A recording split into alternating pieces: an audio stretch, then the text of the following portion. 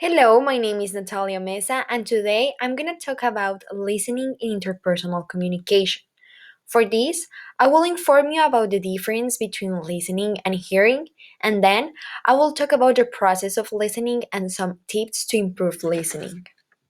So, first, I wanted to start with this quote from a study by Adler, Rosenfeld, and Proctor that mentions that adults spend an average of 70% of their time engaged in some sort of communication. Of this, an average of 45% is spent listening, compared to 30% speaking, 16% reading, and 9% writing. Taking this into account, I want to mention the difference between listening versus hearing. The definitions for these I took them from the book Listening in Everyday Life by Purdue and Borisov. So first, what is listening? Listening is a mental act.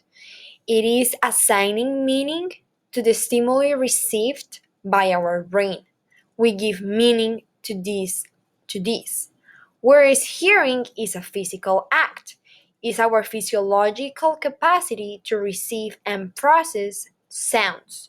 It is mindless. So there is an example with songs.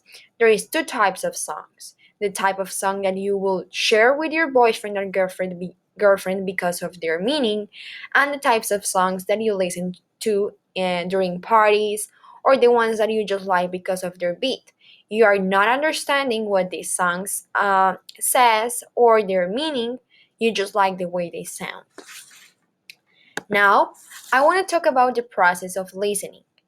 Before mentioning every step, I want to mention that all of this information is taken from the Interpersonal Communication book by DeVito. So first, what is the first step? It is receiving. Hearing is the first step of listening. You have to hear a sound in order to listen to it. For this, it is important that you avoid distractions. So don't take your phone while someone else is talking to you. You cannot do both things at the same time. To improve, focus your attention on the verbal and nonverbal messages of the speaker. The second stage is understanding. Learn what your speaker means. So, uh, in order to understand a message, you have to let the speaker talk. Let them tell you how they feel. We are completely different from each other and we have different experiences and feelings. Whereas for you, failing an exam can be normal, for another person can be terrible. So try to understand others' feelings from their point of view. To improve, avoid assumption and try to understand the speaker's feelings from their shoes. The third stage is remembering. You cannot simply reproduce in your mind what the speaker is saying to you. You will remember what you think they tell you. So, if a friend tells you that they are having a job interview next week, when you see that friend again, try to ask him how his job interview went.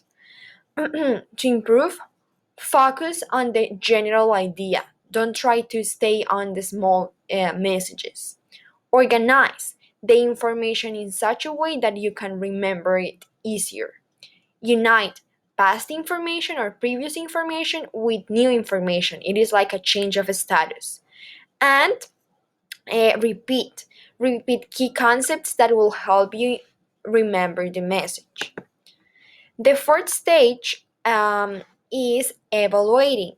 To judge the message, so there is two ways to evaluate: to judge the message or to critically analyze the message.